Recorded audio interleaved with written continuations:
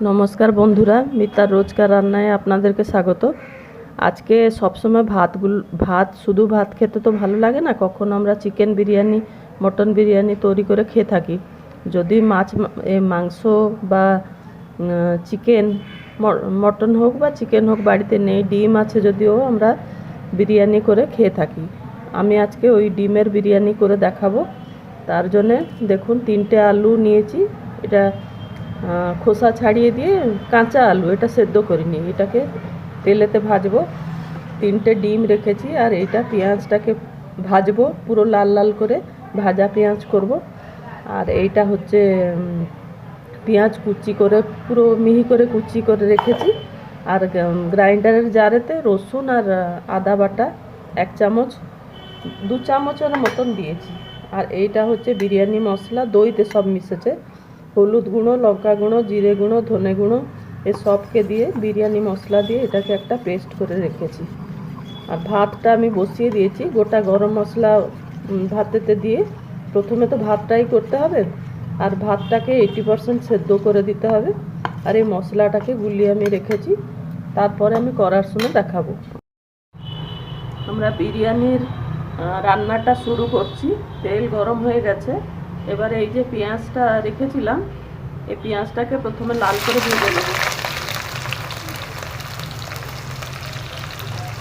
গ্যাসটাকে ফুল ইয়েতে রেখে দিয়ে থাকবেন, তাহলে তাড়াতাড়ি ভাজা হয়ে যাবে, লাল লাল করে এটা ভাজা হবে। ভাজা হয়ে গেলে এটাকে তুলে একটা প্লেটেতে রাখবো, তারপরে আমি দেখাবো। পেঁয়াজটা এতটাই ভাজছি, আর বেশিটা ভাজলে আবার তেতো হয়ে যাবে। এটা একটু ঠান্ডা হবার পরে আর একটু রং এসে যাবে। পেঁয়াজটা একটা প্লেটেতে তুলে রাখছি। এবারে ডিমটাকে নুন, হলুদ আর একটু লঙ্কা গুঁড়ো, কাশ্মীরি লঙ্কা গুঁড়ো দিয়ে একে গুলিয়ে রেখেছিলাম। আর এই সাইডগুলো এক একটা চির দিয়ে দিয়েছি, যেমন কি নুন মশলা ঢুকবে বলে। এবারে ভেজে নেবো এটা।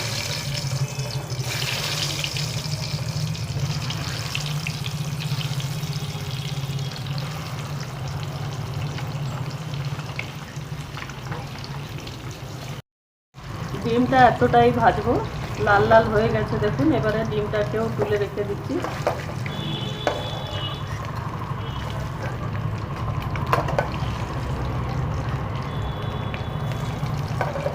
এই যে তেলটা যেটা বেড়েছে, এই তেলেতে আলুটাকেও ভেজে নেব। আলুতেও নুন হলুদ একটু মাখিয়ে রেখেছি। এই আলুগুলোকে একটু লাল লাল করে ভেজে নেব।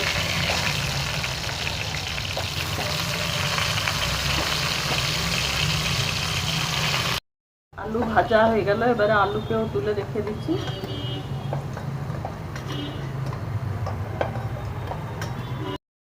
তেলটা গরমে আছে, গ্যাসটা সিম করে দিয়েছি, বেশি গরম হয়ে গেছে।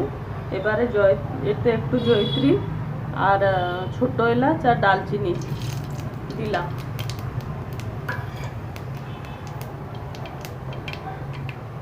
এটা একটু ভালো করে সুগন্ধ হয়ে যাচ্ছে, তখনই আমি এই কুচানো পেঁয়াজ একটু যেটা রেখেছিলাম ওকে দিলাম।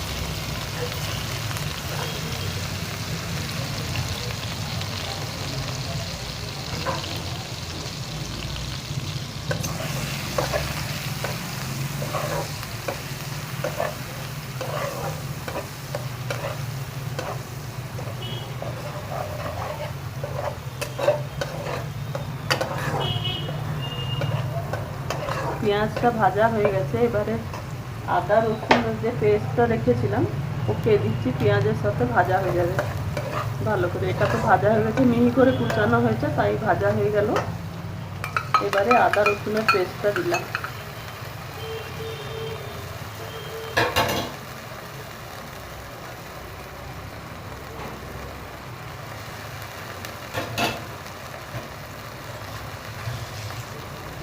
এই মশলাটা একটু ভাজা হয়ে গেলে, কাঁচা গন্ধটা যখন আদা রসুনের চলে যাবে, তখন যেটা দইতে যে মিশিয়ে রেখেছি যে মশলাটা ওকে দেবো। এতে প্রায় সব মশলাই পড়েছে। বিরিয়ানি মশলা পড়েছে, জিরে গুঁড়ো, ধনে গুঁড়ো, লঙ্কা গুঁড়ো, হলুদ গুঁড়ো, দইতে সব 8 ঘন্টা আগে একে মিশিয়ে রেখেছিলাম। আর যখন এই মশলাটা যখন দেওয়া হবে আপনারা গ্যাসটাকে সিম রাখবেন, আর নর্মাল টেম্পারেচারের দইটা থাকা দরকার। ফ্রিজ থেকে বের করে মশলাটাকে গুলিয়ে রাখবেন না, দই ছিঁড়ে যাবে।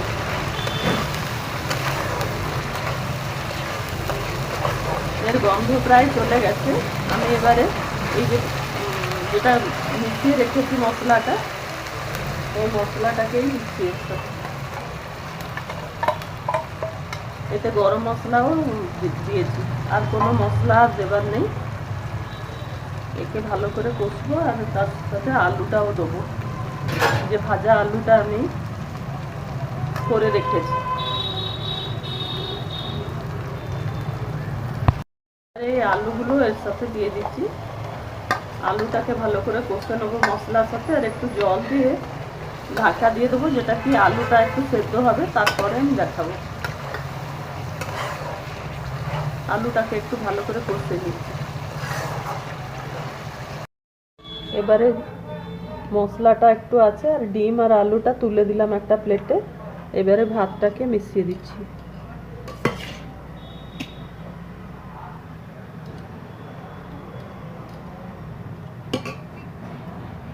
একটু ধনে পাতা কুচি দিলাম, আর এই যে ভাজা পেঁয়াজটা যেটা আছে ওকেও একটু এর উপরে দিয়ে দিচ্ছি।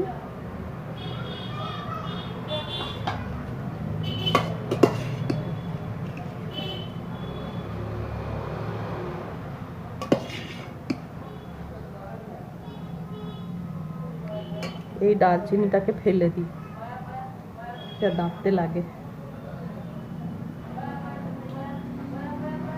এবারে আবার একটু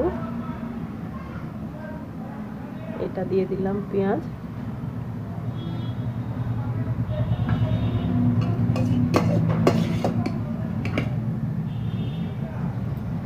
ধনে পাতা একটু দিলাম। এইভাবে আর একটু ভাত আছে, এটাকেও মিশিয়ে দেবো। এর উপরে 1.5 চামচ মতন ঘি, খাবার ঘি দিয়ে দিলাম।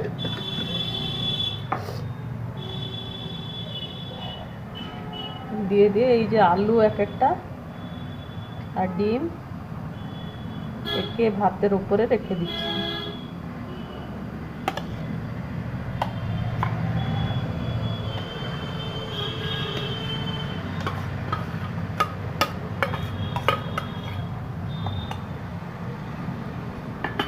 এর ওপরে একটু এই ডিমগুলোকে, একটা ডিমকে কেটে একে রেখেছিলাম, একেও দিয়ে দিচ্ছি এর সাথে, আর এই ভাজা পেঁয়াজগুলো উপরে দিয়ে দিচ্ছি।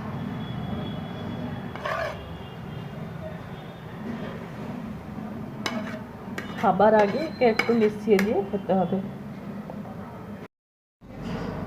আমার ডিম বিরিয়ানিটা হয়ে গেছে। আপনারাও যেভাবে দেখালাম একবার ঘরে খেয়ে দেখবেন।